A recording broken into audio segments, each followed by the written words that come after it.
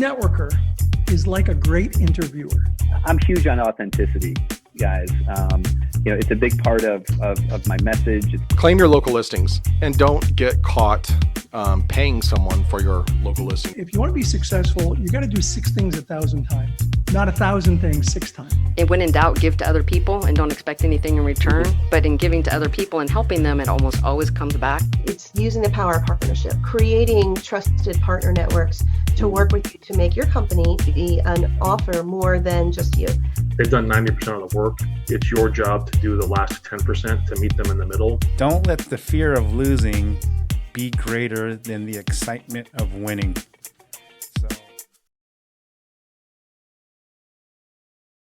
Hello, and welcome to this episode of the Ask Valor Masterminds podcast, brought to you by A Advanced Services and Fuse Networks. My name is Galen. And I'm Joe. We're coming at you virtually from the BD local studios in Tacoma, Washington. So Joe, for our new listeners and viewers tuning in for the first time or listening, how did our podcast come to be? Sure. Thanks, Galen. First started out as a Facebook group page where the purpose was to bring people together, businesses together, to kind of just share with each other, ask questions, help each other out. And because we get asked lots of questions as marketing consultants, as far as different aspects around business, we thought what a better way than to bring different guest speakers on to share their knowledge with our audience about different topics, all relating to business. Awesome. And our previous guest, when we had Lisa Wildner on, the lady with the blue hair, literally the blue hair, and that's the name of her book. Joe, what was one of your takeaways from our previous episode? Sure. So she shared 3 rules from her book, and the one that stood out the most to me was the success rule, which is if enough people know about you, that you can be successful. Yeah, and her quote, Zig Ziglar, a lot of people, business owners are familiar with him, but you don't build a business, you build people, then people build your business. So even she's a direct salesperson. She does a great job of growing her business to getting to where she's at today. Today's guest, we have Anna Kantzavelos. Joe, can you give a formal introduction to Anna, please? Sure. Anna is a first-generation American, with both of her parents being from Greece, a mom of 3 incredible kids, married for 20 years to her best friend, and strives to make the most of every day. She is a physician's assistant, and she and her husband own an independent compounding pharmacy in Indiana. Anna also became a certified go-giver speaker and coach because the principles in the book resonate so much with the values of her business. She is an optimist, lifelong learner, and likes to add fun to the mix. Everyone, welcome Anna.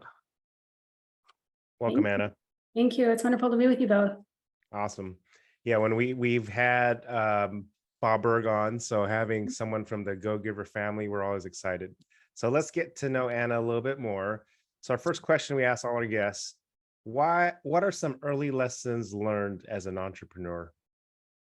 Well, it's funny because my husband and I didn't start off in entrepreneurship or ever dreaming that we would own a business. We had 3 children under the age of 3 and decided to invent a product. I was working at the hospital. He was working at a retail pharmacy as a pharmacist. And that was our first huge leap into entrepreneurship, was inventing a product together. I think biggest lessons learned, and I know we've kind of chatted through, especially when you are in partnership with your spouse, that's different and exciting. But the lessons learned in the beginning were to just give yourself some grace, ask for help, I think would be probably number 1. Ask for help in areas that you don't know, especially if you've never been in business before. Thankfully for us, that was over a decade ago. Now the resources available are so vast and so many people are willing to help those starting out in entrepreneurship. Just ask for help. Ask for help. Everyone's here to share and to help one another. And just give yourself some grace along the way. Don't give up. Just put one foot in front of the other and just believe in what you're doing. I think if you keep the faith and the belief of why you're doing what you're doing, it'll push you through anything. Awesome. Love that. So faith and belief. So let me ask you this then. What is the best piece of advice that you've been given? There are so many. The one right now that resonates with me today, I'll share with that is, and I think a lot of us have heard this, is to just, again, has to go with grace. give one another grace, because you truly don't know what someone is going through. We have a family friend who recently went through some difficulties, and we've known them forever, and the community has known them forever, and they were just going through some hard times that no one knew, so you never know. I think show up with a brave face. We all want to, get through the day and do our best, but just to give one another some grace, because we truly don't know what someone's going through. Thank you for that. Mhm. And then, since this technically is a marketing podcast, why is marketing important? It's crucial. It's crucial to any business. I would say in the beginning, you have to do kind of that outward marketing, right? You have to get on platforms now, and social media. We didn't have that as much in the beginning when we started our businesses, but you have to have a presence. You have to have your word out there. Again, we've heard it said, you can have the best product, but if it's not known, you don't have a business. And we've seen those infomercials where they don't sell the best product, but they're everywhere. So, they have lots of customers calling in. So in the beginning, definitely marketing, formal type of marketing is crucial to a business. And then I will say the word of mouth is what keeps your business going and growing.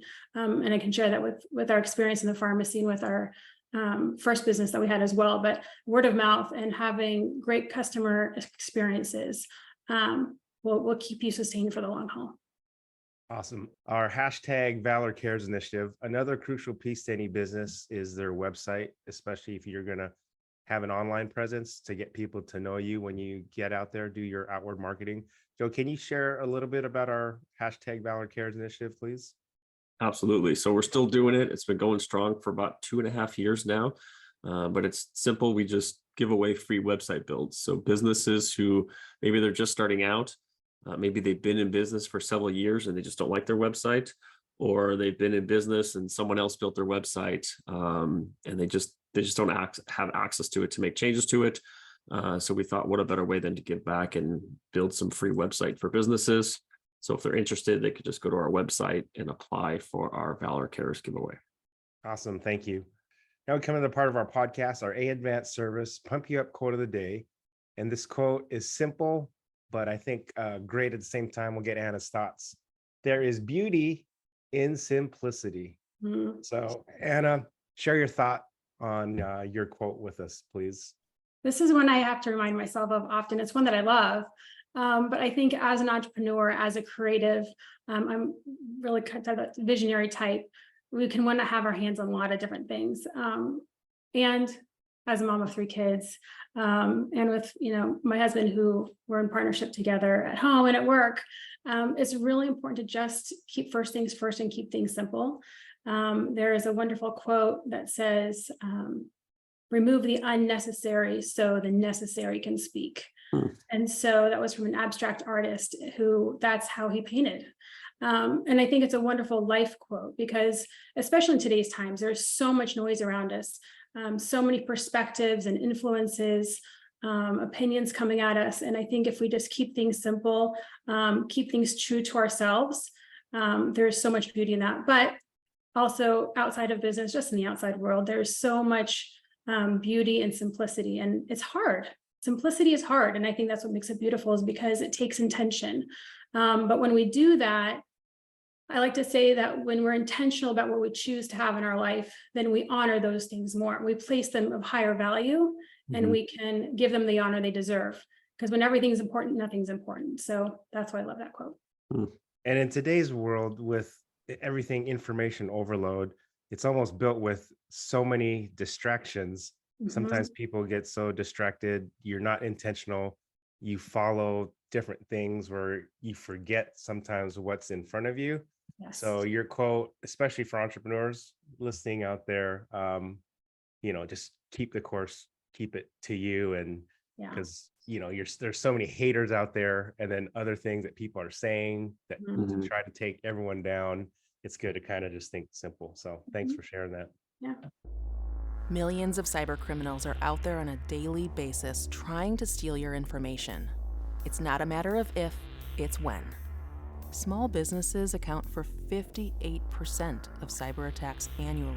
So help your company fight cybercrime and mitigate risk by being proactive.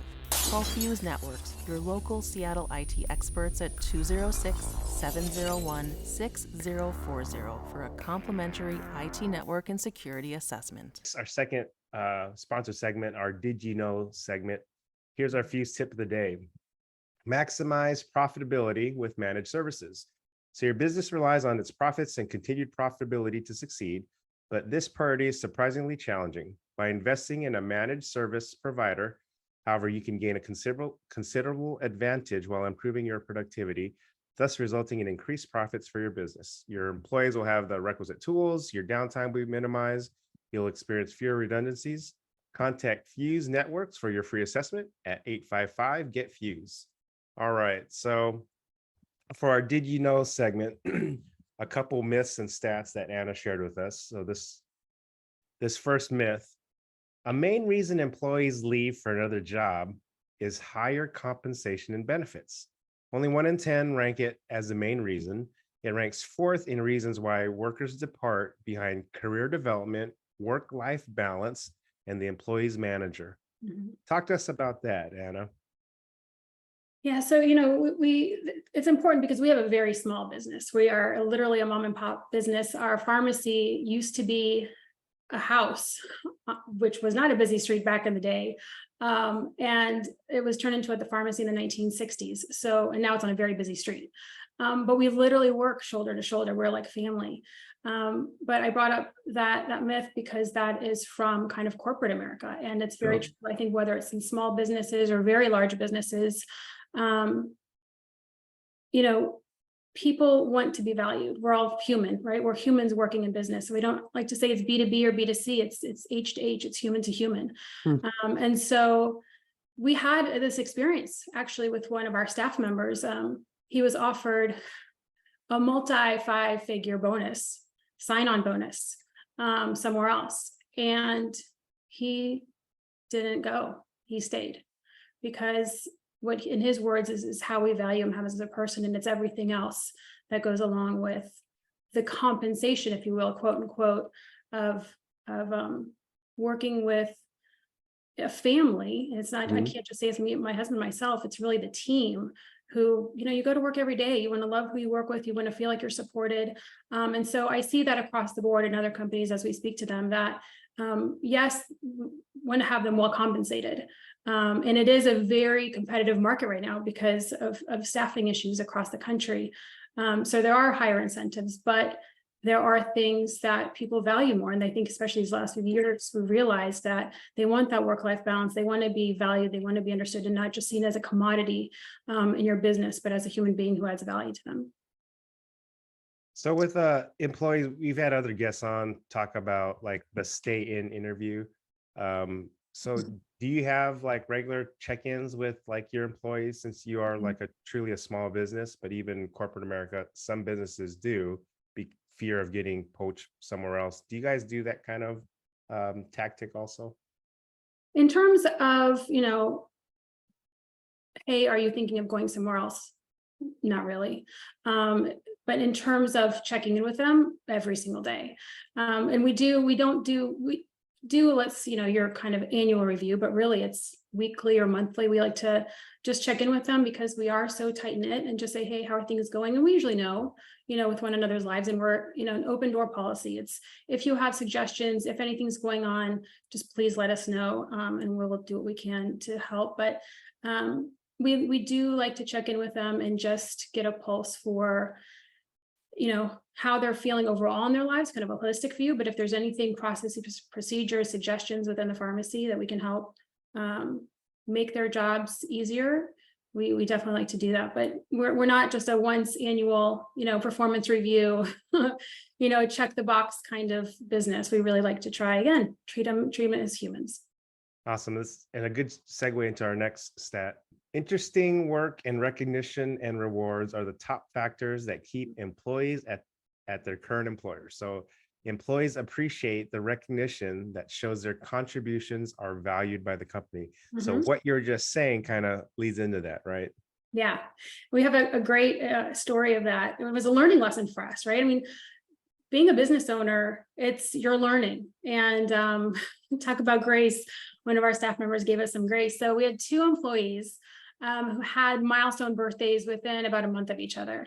And the first one came up, and, we're talking 50s, 60s, I won't say the exact years, but somewhere around there, right? Milestone birthdays. So for our first employee, that birthday came up, we went in the night before and we decorated the pharmacy with balloons, and we got her a crown and a sash and the whole deal. And she loved it. And all the patients were just loving on her the whole day.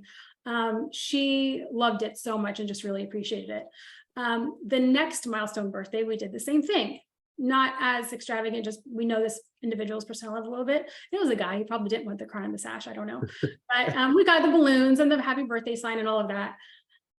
He didn't love it. He was deeply appreciative, but he didn't want the outward people coming up to him kind of recognition, because he's more of a reserve type. And so it was just a learning lesson for us that we all have love languages, right? We all want to be recognized in different ways. And that was not his way. So it was really wonderful to learn that. And we have kind of an intake form, if you will. It's very casual, but kind of, where do you love to eat on your birthday? What's your favorite music? How do you like to celebrate, so that we can then better do that for them. And so we have staff birthday parties, and we do those types of things in the way that they want to be recognized and valued. But then throughout the year, we do different things. We'll just write them a thank you note for something specific on a random Tuesday, right? Not necessarily on their birthday or work anniversary. We try and recognize them and things that they do outside of kind of the normal times they would want to be recognized or pick up on things. So there was definitely a big learning lesson for us, but it was a great one. Cool. Toxic corporate culture was 10 times more predictive of having a higher than industry average attrition rate than compensation. So talk about big box to a small mom and pop company. Give us some insight on that one, please, Anna. So that one, has to do too with hiring. We, in the beginning, just thankfully, when we purchased the pharmacy, again, it's been there for 60 years now. We've owned it for about 8 years.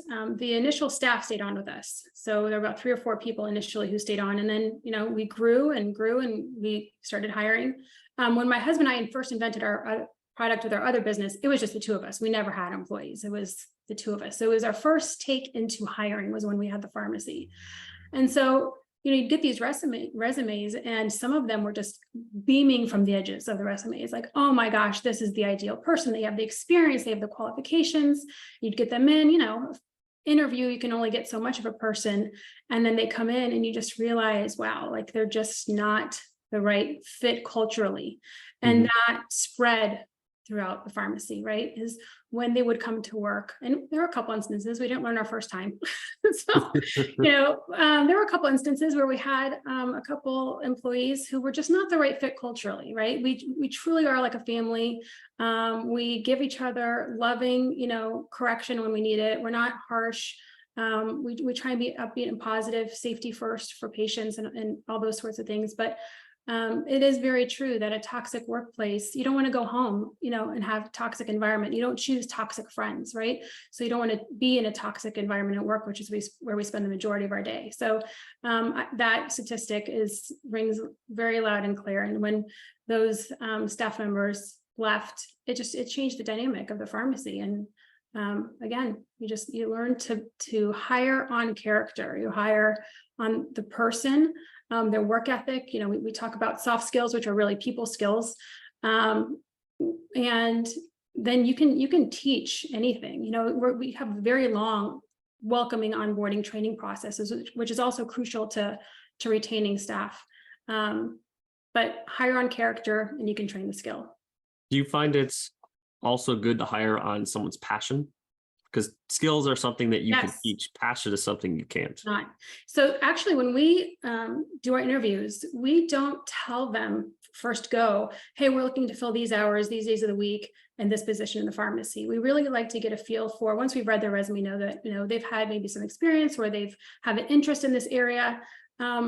What do they like to do? Are they more outgoing? Do they like to be more in the customer facing role, where you're answering phones and putting in data and talking to patients?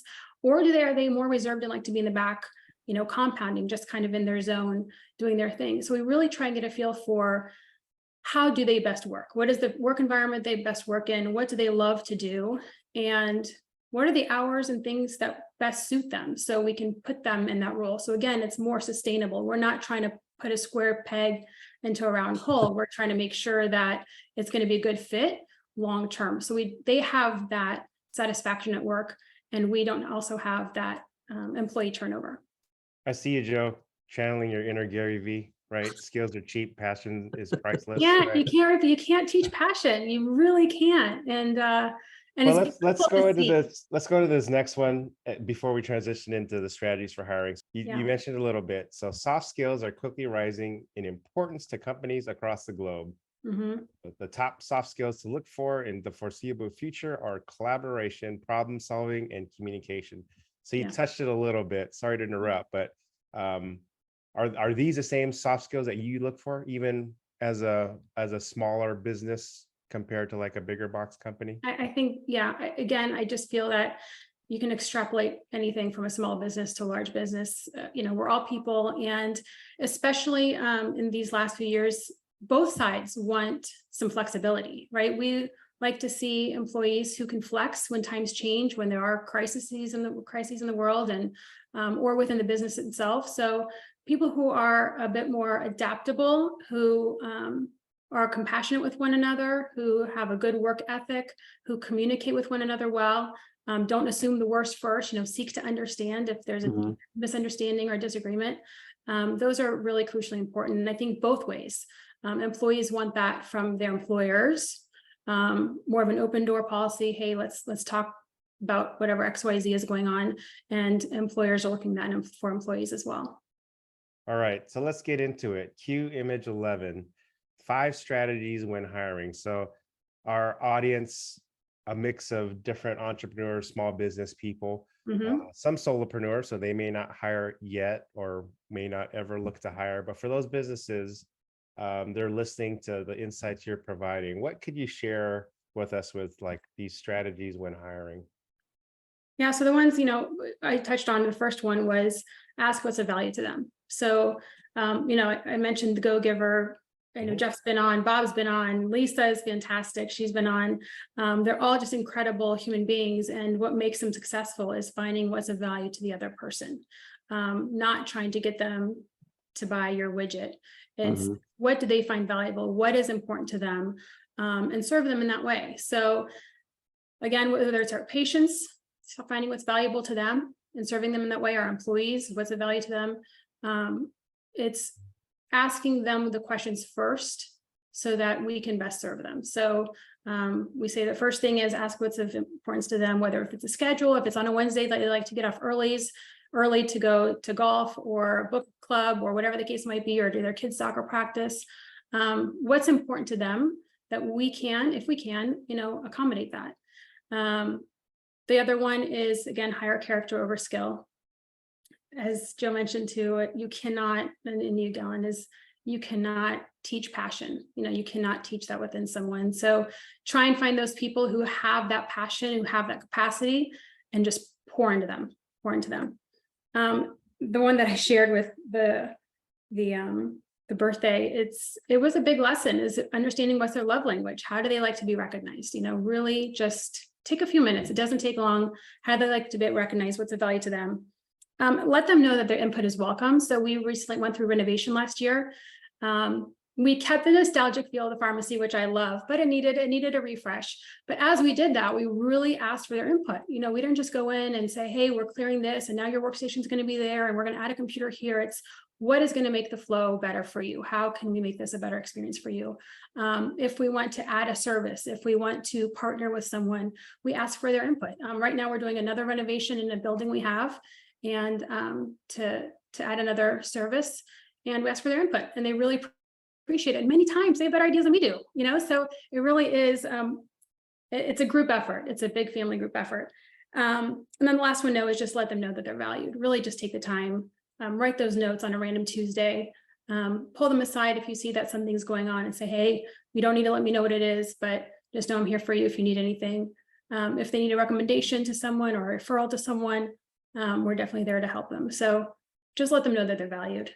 It's huge. Let me go back to the one prior. their input is welcome. What do you say to the either small business owners or even larger corporations? How do they incorporate that into their hiring? Like, is there a certain question you ask them? Is there anything you share with them to let them know that their input is welcome? Because I feel like most companies don't. As soon as a company's going, let's say they're going to add another service, they don't ask their employees, hey, we're going to add this. What do you think? They just add it and expect their employees to follow through.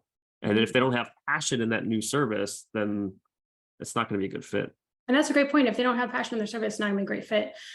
And with that too, it doesn't have to be all of the employees who are on board. It is just that maybe the employees that are going to take part in that service. Make sure that you get their input, right? But I would say to the larger companies, you can do that, and you should. Again, your customers are kind of, the end consumer, but really it's your employees. So if your employees are happy, if they're working well, they're going to serve your customers better. You're going to have more of that word of mouth. It's all going to come full circle. So we do it really through example. I can't think of a time where we said, hey, your input's, valued.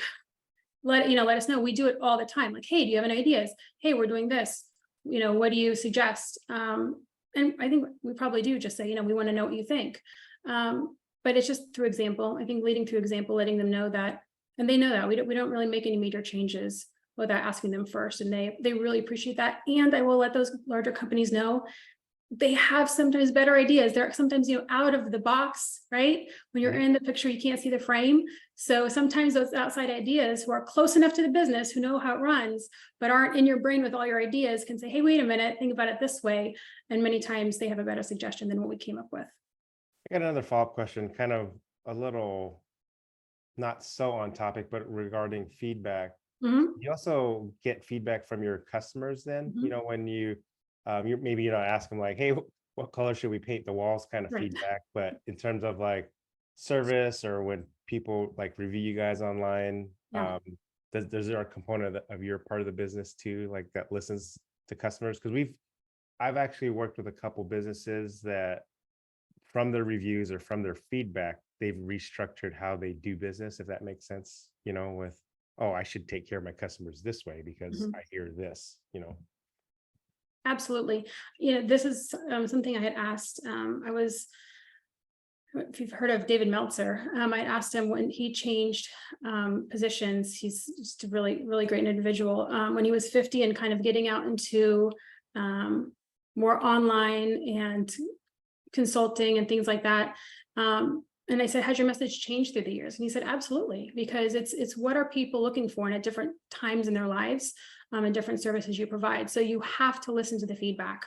It's absolutely crucial. You can't sell something that people don't want, right? You can love it. You can think it's the best thing since sliced bread, but if your patients, if your customers don't want it, it's not going to take. So feedback, we even do like with store hours, feedback on that, services that they'd like to have us provide. We've expanded our services tremendously. We do one-on-one health coaching now. We do lab work, things that we haven't done before. We're going to be offering some clinic services. So especially in our industry where healthcare now is difficult in many ways, but also wonderful in that it's becoming more personalized. It's not just one size fits all.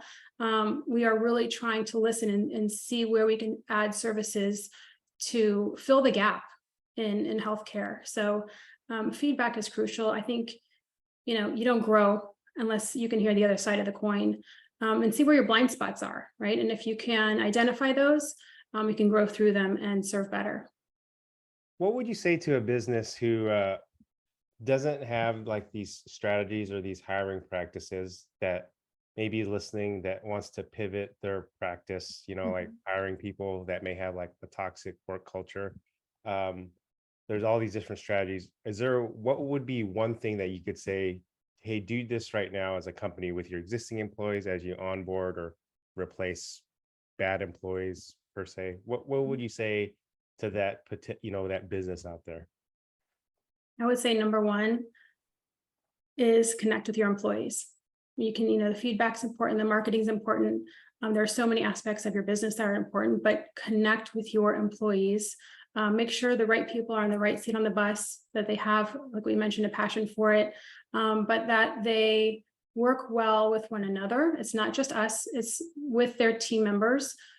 Culture is critically important, and just connect with them one-on-one. Connect with them one-on-one. They don't need to, share their deep, struggles in life or whatever they don't want to. Just let them know that you care, and that just like, them, we mess up sometimes. So give us some grace. And if something happens on their end, we'll do the same. But I think more than anything, just to let them know that you care, that they're valued, and that we are truly all a team. We are all a piece of the puzzle, and we need every single piece. They're all important to make that big picture whole. Yeah, because the one thing I would see is, their roles, like you have 3 people that want to drive the bus, but there's only one steering wheel, so There's only one steering wheel, Yeah, but you can so- have multiple cars, So what we do is we Right. have different areas. We have a few of those where they each want a piece, right? And it's like, all right, great. Right. You can be in charge of this, and this is yours, and this is yours. So they take ownership. They love it. Some people don't want that, and that's fine. But you can have many cars. You can have a multi-car garage, so everyone can have a little bit of that. Awesome. I like that. So cool. Q image 3. Joe, one last plug for our #Valor Cares initiative, please. Yeah. If you don't have a website, or you have a website and you just want it to be rebuilt, go to our website, fill it out, and we hope that we can build a website for you. Awesome. So one last thing, Anna. So that product you said that you first started, is that a product that is still going on, that you're still selling now? Yeah, so it's called VisiCleanse. It's an eyelid cleansing wipe. And there's a story behind that one, but we're super proud of it. Really, really proud of it. It's all natural. It's for, after you've had eye surgeries or eye infections or kids with pink eye. It's rinse-free, natural products made in the US.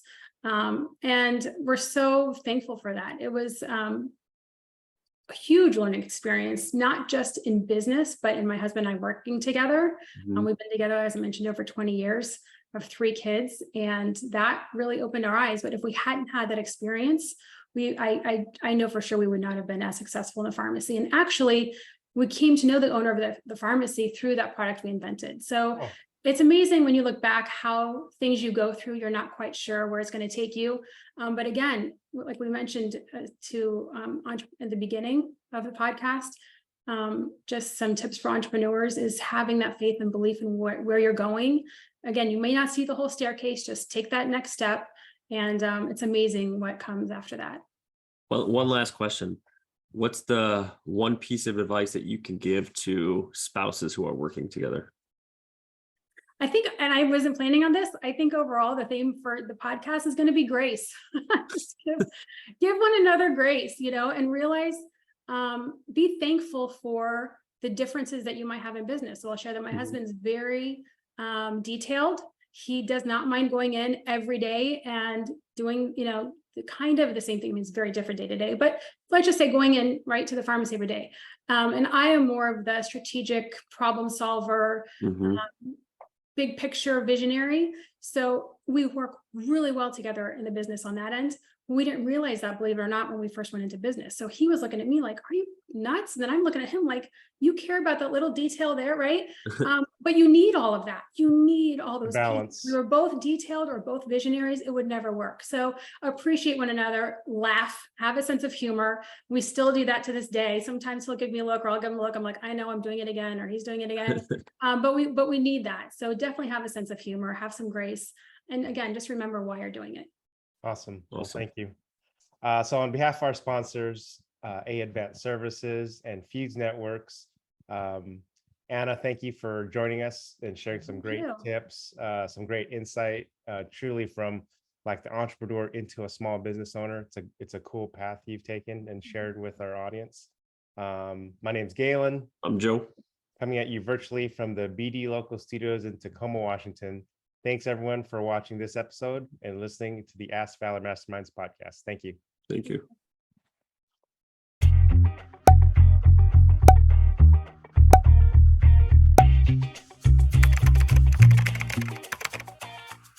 A good networker is like a great interviewer. I'm huge on authenticity, guys. It's a big part of my message. Claim your local listings and don't get caught paying someone for your local listing. If you want to be successful, you got to do 6 things 1,000 times. Not 1,000 things 6 times. And when in doubt, give to other people and don't expect anything in return. But in giving to other people and helping them, it almost always comes back. It's using the power of partnership, creating trusted partner networks to work with you to make your company be an offer more than just you. They've done 90% of the work. It's your job to do the last 10% to meet them in the middle. Don't let the fear of losing be greater than the excitement of winning.